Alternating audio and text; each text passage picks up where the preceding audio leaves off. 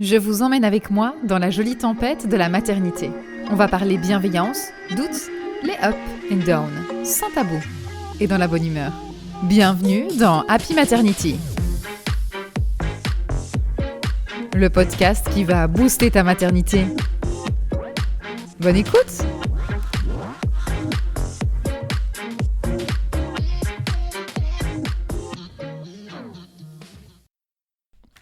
Hello, hello, je suis super heureuse de vous retrouver aujourd'hui pour un tout nouvel épisode de podcast. Et dans ce podcast, j'avais envie de vous parler de comment ça m'est venu de créer Happy Maternity, à travers les témoignages notamment de mes patientes. Pourquoi j'ai fait ça, pourquoi je l'ai fait comme ça, qu'est-ce qui m'est venu en tête, parce que je me suis rendu compte que des fois, le métier de communication, c'est pas mon métier. Et donc, j'étais tellement le nez dessus quand j'ai créé l'accompagnement que parfois, j'étais pas très claire. Et je me disais, mais moi, il me faut une demi-heure pour expliquer ce que c'est comme accompagnement. Avec une phrase simple, j'y arrive pas. Et donc, je me suis dit, ok, c'est que c'est même peut-être pas assez clair pour toi tout ce que tu proposes.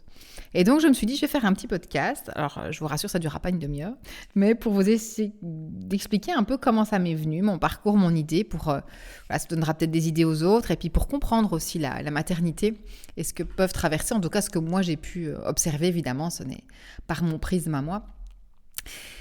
Donc, je suis kiné-ostéo et spécialisée en abdominopelvien et périnatalité. Ça veut dire quoi ? Ça veut dire que je travaille principalement, effectivement, avec des femmes en rééducation. Et j'ai préparé beaucoup de couples à la naissance. J'ai pu voir des accouchements, des césariennes, des voix basses, voilà. Et après, j'ai expérimenté des grossesses. J'ai expérimenté des accouchements, dont un qui était assez complexe. J'en parle dans le premier épisode, qui était assez traumatisant, mais voilà, je vis aussi ma maternité et je continue à avoir mes postes où je prends soin de mes patientes et j'écoute. Et j'adore écouter mes patientes et de voir ce qu'elles vivent et comment les aider au mieux. Et je me suis vite rendu compte que, en fait, elles avaient quelques séances, c'était assez court. Nous, en gros, en législation, elles ont droit à 9 séances remboursées en kinésithérapie, qui peuvent être remboursées d'ailleurs à 100% s'il y a l'assurance complémentaire. Et donc, celles qui le savent, en général, font leur préparation à la naissance, sachant que on n'est quand même que 30%, je crois, une femme sur 3 à faire une préparation à la naissance. Et il y a plein de préparations de naissance différentes. Moi-même, j'ai expérimenté, je me suis fait préparer la première fois par une kiné, alors que moi-même, j'étais spécialisée, mais j'avais envie d'être pris en charge, de me sentir guidée. Et c'est jamais la même chose quand on est à la position de patient, où on prend soin de nous, ou de soignant. Donc, j'avais envie d'avoir cette place.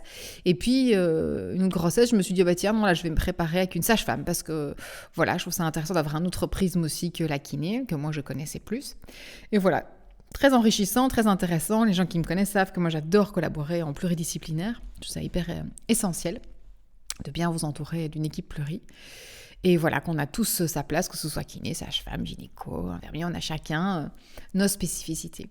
Et donc, c'était très riche. Et en fait, d'année en année, je me disais, mais il y a un truc qui cloche. Mais j'arrivais pas trop à savoir quoi.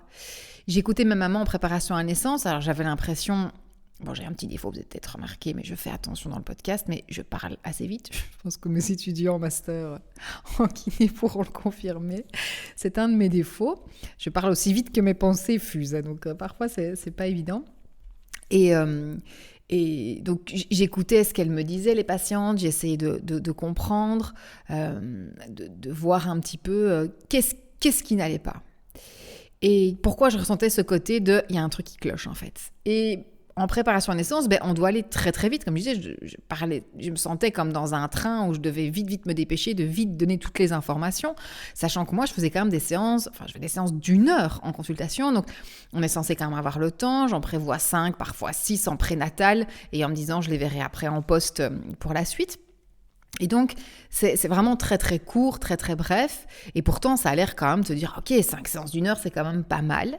Et je remarquais aussi, je faisais quand même des fiches, mes mots après mes séances, parce que je sais qu'on donne beaucoup d'informations. Et que toutes ces informations, en fait, ont besoin d'être digérées.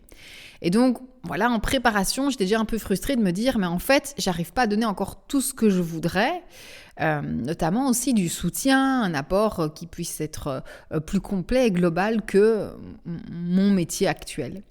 Et puis, en postpartum, mais c'était terrible parce que, les mamans que j'avais jamais vues, que j'avais jamais préparées, qui arrivaient en postpartum, effectivement, j'en ai vu quand même quelques-unes s'effondrer, parce que la première séance, je fais un bilan d'1 heure, donc je reste avec elles, je me redemande de m'expliquer l'accouchement, pour un peu comprendre, évidemment, parce que les paramètres de l'accouchement vont influencer la rééducation après, ils nous donnent des indications sur des pathologies éventuelles qui pourraient se développer, et donc on va travailler pour prévenir ce genre de troubles, ou parfois il y a des troubles qui sont là.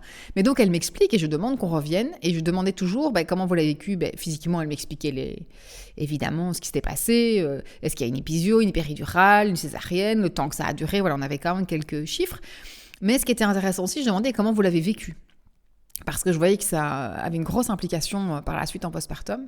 Et je ne vais pas vous mentir, j'ai une grande partie des patientes qui pleuraient à un moment donné ou à un autre lors de la consultation. Et quand on débriefait, en fait, il y avait de la culpabilité. Je suis nulle, j'ai eu des pensées comme ça, je me suis dit que je serais mieux sans mes enfants, alors que je les ai tellement voulu. J'ai fait 3 ans d'insémination pour les avoir et maintenant qu'ils sont là, j'ai beaucoup du mal, je dors plus. C'est horrible de penser ça, je suis une horrible maman. Je suis jugée tout le temps, on me dit que c'est pas bien, que je dois faire comme ça, que je dois le laisser pleurer. Et donc je voyais toutes ces mamans et je me suis dit, ok. Et il y en a une un jour qui m'a dit, peut-être qu'elle se retrouvera si elle écoute mon podcast, mais il y a une dame qui m'a dit, une femme super qui a eu ses enfants, et puis qui m'a dit, mais en fait, moi je cherche quelque chose, un soutien dans le postpartum, notamment, je veux qu'il y ait des petites formations. Il y avait une formation faite par des gens nini, moi j'appelle ça des gens qui n'ont aucune compétence paramédicale ou médicale, et qui faisaient des petites formations pour les mamans, je ne sais plus si c'était en portage bébé, ou une formation... Bref, pour aider les mamans dans une thématique de la périnatalité. Et je me suis dit, tiens, oui, c'est vrai, on fait un constat. En postpartum, en fait, il n'y a plus grand-chose. Donc, l'attention prénatale est sur la maman, la grossesse et même la société qui observe la maman en lui disant, ouais, t'es pas trop fatiguée, je te laisse ta place dans les bus. Vous avez mettre de la place pour les femmes qui sont enceintes. Donc, on comprend quand même, on a une attention sûre parce que le bébé est à l'intérieur. Mais une fois que le bébé est sorti, en fait, l'attention va se diriger sur le bébé. Et même des femmes qui ont eu des accouchements traumatisants ou qui ne vivent pas bien, ou peu importe, qui sont au bout du rouleau, et je veux dire, ça se voit sur leur visage, eh bien, même la famille, les proches vont dire, pourquoi t'es pas heureuse, t'as un bébé qui est heureux, qui va bien, tu l'as voulu depuis si longtemps, pourquoi toi tu souris pas, en fait ? Et donc, elles culpabilisent encore plus d'être malheureuses, et donc elles se cachent, les femmes, pour pleurer, pour exprimer le fait que ça va pas bien. Et puis j'ai eu aussi, mais je vois bien, moi sur Insta, toutes les mamans vont très bien. Je disais, oui, bien sûr, on peut aller très bien, mais elles vont pas mettre en avant le moment où ça n'allait pas. Je veux dire, je pense que s'il y a une maman... Ça lui est jamais arrivé d'avoir aucun coup de blues, qu'elle n'hésite pas à m'envoyer un message parce que du coup, moi, je veux le secret, je veux comprendre. Mais toutes les mamans, on a des moments qui sont ultra puissants, bourrés d'amour et extraordinaires. Mais on a des moments aussi où juste on n'en peut plus parce qu'on est des êtres humains. Et c'est normal, en fait. Et donc, je passais mon temps à dire à ces mamans en consultation, mais oui, c'est normal. Et en même temps, j'étais pressée par le temps parce que je devais faire mon acte paramédical et donc je devais travailler avec elles sur certaines notions, et puis des fois on passait quand même une demi-heure à discuter parce qu'elles étaient en pleurs ou parce que bébé pleurait beaucoup, parce qu'elles vivaient un moment difficile et qu'elles avaient un moment avec moi à ce moment-là, qu'on se voyait, qu'il y a un lien qui se crée. Et je me suis dit, mais oui, c'est quand même fou. Alors oui, il y a des séances chez les thérapeutes, aussi chez les psychologues qui sont remboursés. Donc, il y a des services qui sont là, mais qui ne sont pas spécifiquement prévus tout de suite pour le postpartum. On ne les prend pas par la main comme en prénat où là, on leur dit visite chez le gynéco, préparation à la naissance, sage-femme. Donc là, il y a un protocole, alors qu'en postpartum, il y a beaucoup moins. Et donc, je me suis dit, ok, j'ai envie d'apporter des choses complémentaires aux mamans. Et donc, je me suis dit, en plus de mes préparations à la naissance, je vais proposer du coaching. Donc j'avais des formations, j'ai fait quelques années en psycho, et donc je m'étais dit, ok, je lis beaucoup, je me suis formée, je me sens bien avec ça, avec mes patientes. En fait, c'est un petit peu ce que je fais, de l'écoute et juste du soutien, en fait. C'est juste de la bienveillance, apporter ça à quelqu'un.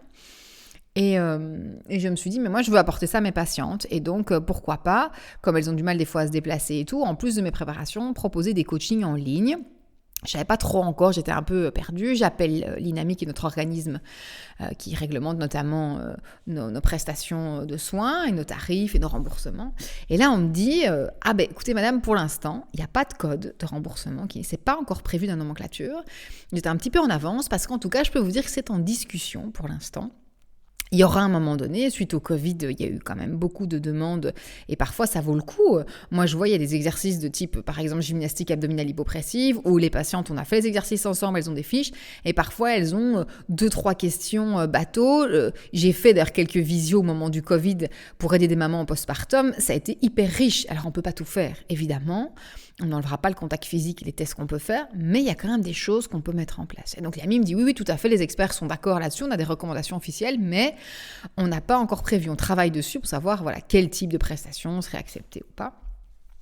Et déjà là, je parais pour un ovni, parce que des collègues des fois qui se disent mais d'où on fera de la kiné télépathique et qui résument ça un peu à ça, de la magie, mais non, c'est parce qu'on a aussi d'autres choses, on peut les coacher aussi pour certaines techniques, pour certains exercices où ils n'ont pas spécialement besoin de se déplacer. Et donc, bref, je pose cette question-là, on me répond, non. Et là, je me dis, mais c'est pas possible. Moi, je vais pas attendre, en fait, qu'on ait prévu ça. Là, moi, je veux aider un maximum de femmes. Donc, allez, allons-y, mettons quelque chose en place. Donc, je me suis renseignée, j'ai pris mon petit numéro de TVA. Je me suis dit, ok, donc ça ne peut pas être pris là-dedans, pas de remboursement. Ok, que cela ne tienne, je vais créer quelque chose. Et pendant des mois, j'ai d'abord mis en boîte, en vidéo, toutes les informations que je donnais, mais cette fois-ci à mon aise et plus avec le train express que j'avais en consultation. Toutes les infos que je donnais sur la préparation à la naissance, même les exercices que je simulais dans la vidéo, en disant maintenant vous mettez pause, vous pouvez faire tel exercice. Et voilà, je me suis filmée un salon avec un petit canapé tranquille avec mes os pour montrer les passages des détroits, expliquer en fait tout ce que je faisais en préparation à la naissance.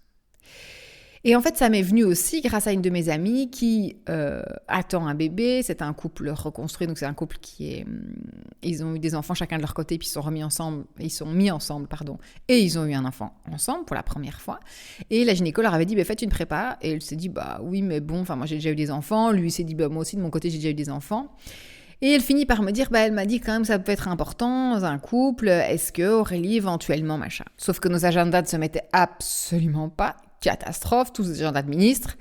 Et à un moment donné, je lui dis, écoute, tu sais quoi, je voulais tester, je vais t'envoyer des vidéos, je vais vous envoyer des vidéos à faire et faites-moi des feedbacks. La seule condition que j'ai, c'est que c'est important que j'ayez un retour tout à fait honnête et authentique sur comment vous vous sentez quand vous regardez la vidéo, est-ce que vous vous sentez concerné, est-ce que ça vous ennuie, est-ce qu'il y a des choses qui passent quand même ou pas, est-ce que vous faites les exercices ou pas, comment vous avez trouvé l'info.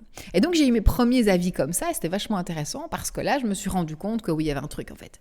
Et donc le couple me disait, oui, ça me donnait point négatif et puis point positif en me disant, oui, mais c'est dingue.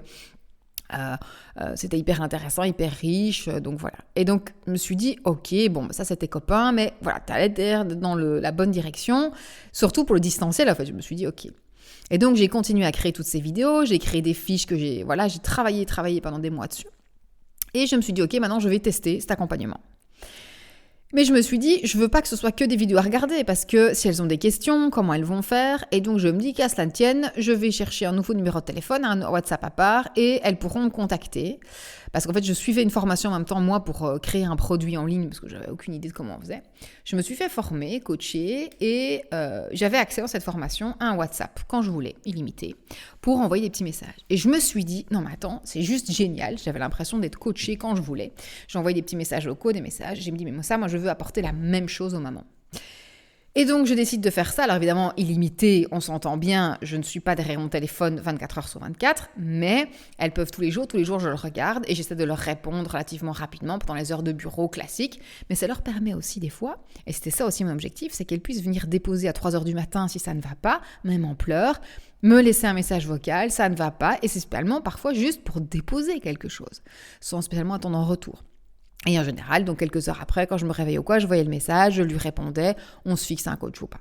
Et donc, il y avait ces vidéos, ces fiches, ce WhatsApp, et puis je me suis dit, mais moi je veux encore plus, je veux pouvoir leur apporter de l'individuel aussi, si elles ont des questions.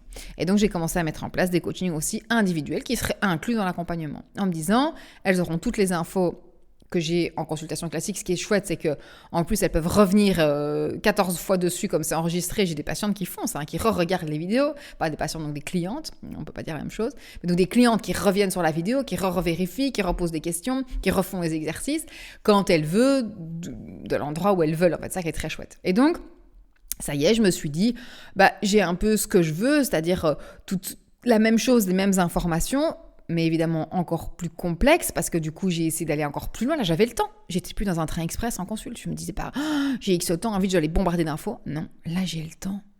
J'ai tout mon temps.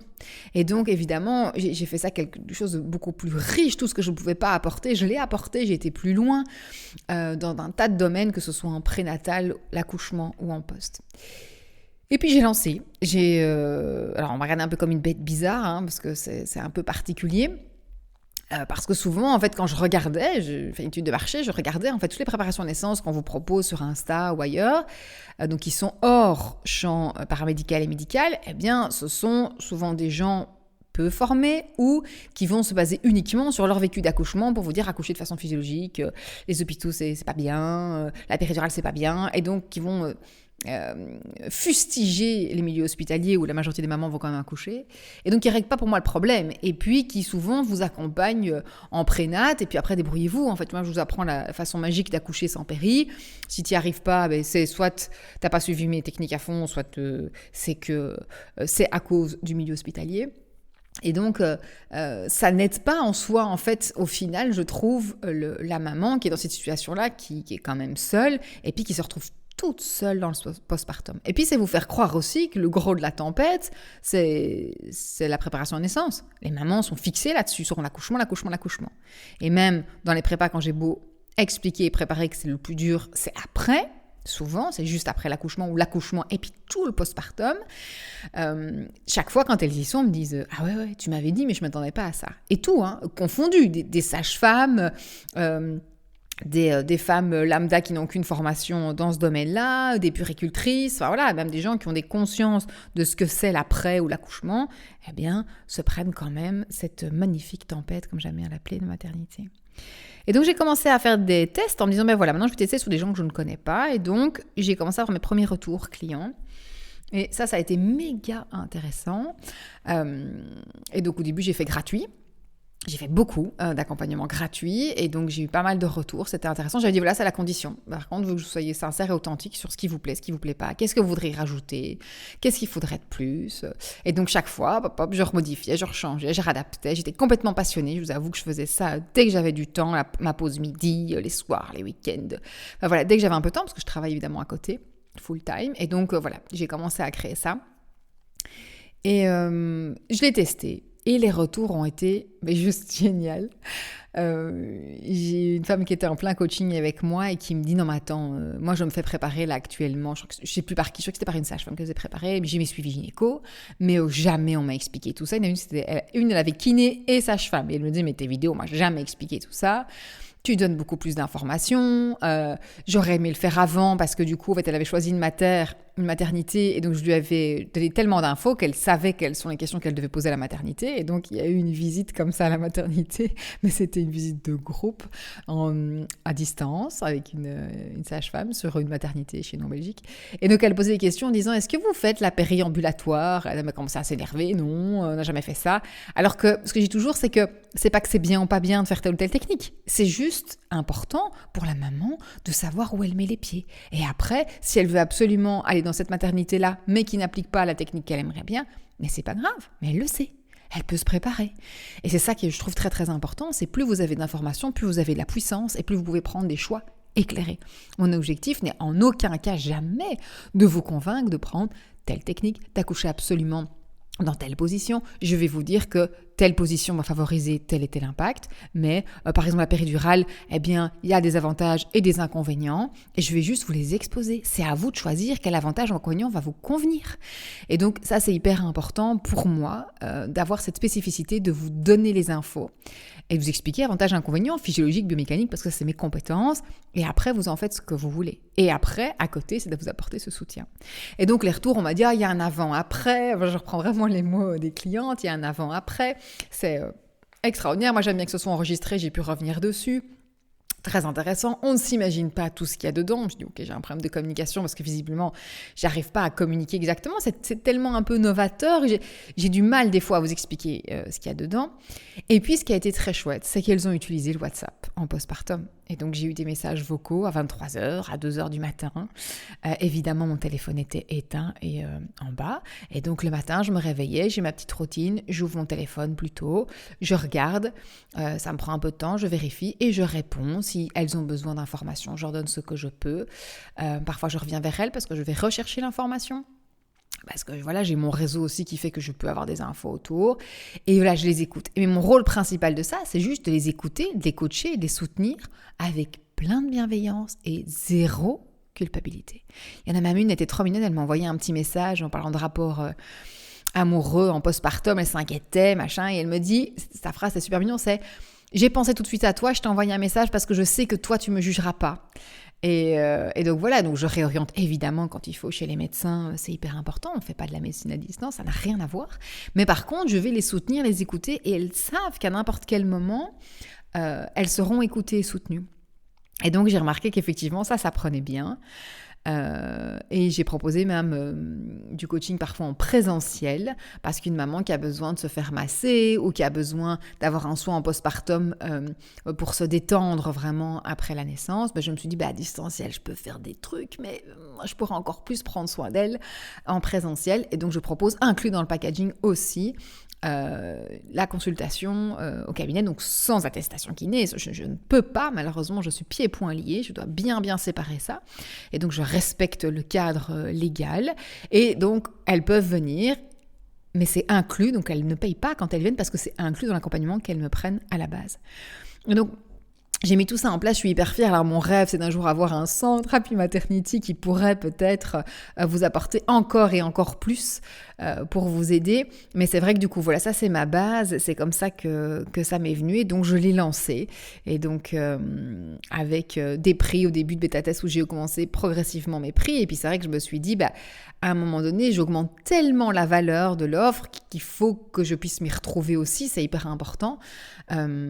Mais pour vous dire, c'est un accompagnement que voilà, j'ai trouvé nulle part ailleurs, qui s'adapte aussi continuellement. C'est-à-dire que demain, j'ai une cliente qui me dit, mais là par exemple, j'ai une cliente qui m'a parlé de l'alimentation, et qui m'a dit, est-ce que... Pas de souci, je vais te trouver quelqu'un. J'ai trouvé une diététicienne nutritionniste qui va venir notamment faire un podcast et on va discuter de ça. Il y avait une question sur l'allaitement, j'ai fait venir une sage-femme. Et donc, j'essaie d'apporter un max d'outils. On m'a parlé aussi du sommeil de l'enfant, donc je pense que je vais me former, je vais faire une formation en sommeil de l'enfant parce que je ne vais pas vous raconter n'importe quoi. Ou éventuellement faire venir un pédiatre pour discuter de ça. Et voilà, donc c'est hyper important pour moi de vous apporter le meilleur. C'est une mission de vie pour moi vraiment, de pouvoir en rendre heureuse. J'ai envie de me dire le jour où je m'en vais, j'aurais peut-être aidé en tout cas quelques mamans à aller mieux, à pas se sentir seule. Et ça pour moi, je vous assure que c'est quelque chose lié à mon histoire aussi, mais qui fait que c'est essentiel pour moi. Vraiment, ça m'émeut rien que d'en parler, mais c'est vraiment quelque chose, je donnerai toute ma force, tout ce que je peux pour aider un maximum de mamans dans cette magnifique tempête de la maternité. Donc voilà un peu comment ça m'est venu, voilà comment j'ai fait tout pour respecter les règles et pouvoir vous offrir des éléments qu'un professionnel de santé vous offre, mais en même temps vous offrir aussi ce qu'il ne peut pas vous offrir, plus de temps, plus de disponibilité et ce soutien aussi... tout le temps, tous les jours. Relaxer WhatsApp, c'est tout le temps. Le coaching, devoir mêler du physique et du psychique, de pas spécifiquement devoir absolument séparer les deux et de devoir vraiment être le plus complet dans cet accompagnement, même si je sais que j'ai encore 1000 pistes et 1000 idées, ça fuse tous les jours d'amélioration que je note dans mon carnet parce que je n'ai pas la possibilité. Je travaille aussi, j'ai des enfants, donc je peux pas tous les jours tourner les vidéos ou mettre mes idées en place, mais en tout cas, voilà, c'est là. Et dès que j'ai un petit peu, là par exemple, j'étais en pause déjeuner, je me suis dit, ok, t'as ton micro, t'as ton ordi, vas-y, fonce. Je prépare très rarement mes podcasts, ça se voit peut-être. Mais voilà, je fonctionne vraiment à l'authenticité, c'est ma plus grande valeur. C'est d'être authentique et donc de parler avec ce qui me vient au cœur et comment je le sens. Et je me dis que ça parlera aux personnes qui ont les mêmes valeurs que moi. Donc voilà, j'espère que ce podcast vous a plu. N'hésitez pas à mettre des petites étoiles, ça me permet d'augmenter mon impact en fait et d'aider un maximum de mamans. Je donne aussi beaucoup d'infos déjà tout à fait librement sur Insta. J'essaie de vous donner les bonnes infos aussi. Et puis dès que j'ai des questions, vous savez très bien que vous pouvez venir échanger avec moi avec grand plaisir en message privé. Moi, c'est toujours... J'adore échanger avec vous et de voir comment je peux vous aider. En fait, c'est ma question. Je crois que je me lève tous les jours en me disant mais comment je pourrais aider plus les femmes dans cette tempête. Et donc voilà, si vous avez des suggestions, des envies, n'hésitez pas à m'envoyer un petit message, on sera avec grand plaisir. J'espère avoir été claire, en tout cas plus claire, sur ce que proposait en fait Happy Maternity, pourquoi je l'ai construit, et ce qu'il y a dedans. C'est toujours un petit peu compliqué d'expliquer ce qu'il y a dedans, mais en tout cas il y a beaucoup de bienveillance, beaucoup d'écoute et de soutien. Et c'est une aventure, comme le disait ma cliente, il y a un avant, un après. Et c'est chouette parce que c'est vraiment ça que je veux amener. Je peux vous dire que je n'ai pas terminé d'améliorer tout ça. J'ai encore plein d'idées qui vont arriver en 2025.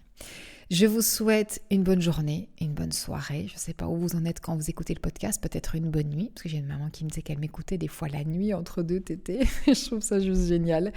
Voilà, sachez que vous n'êtes pas seule et je ne suis pas la seule à vouloir aider les mamans. Loin de là, on est beaucoup et donc surtout entourez-vous, que ce soit dans Happy Maternity ou que vous alliez ailleurs, peu importe, mais entourez-vous, ne restez pas seul. Il y a tellement de choses qui existent pour vous aider, n'hésitez vraiment pas et si vous avez besoin de parler, n'hésitez pas à m'envoyer un petit message. Je vous dis à bientôt dans un prochain épisode de podcast. Merci pour votre écoute.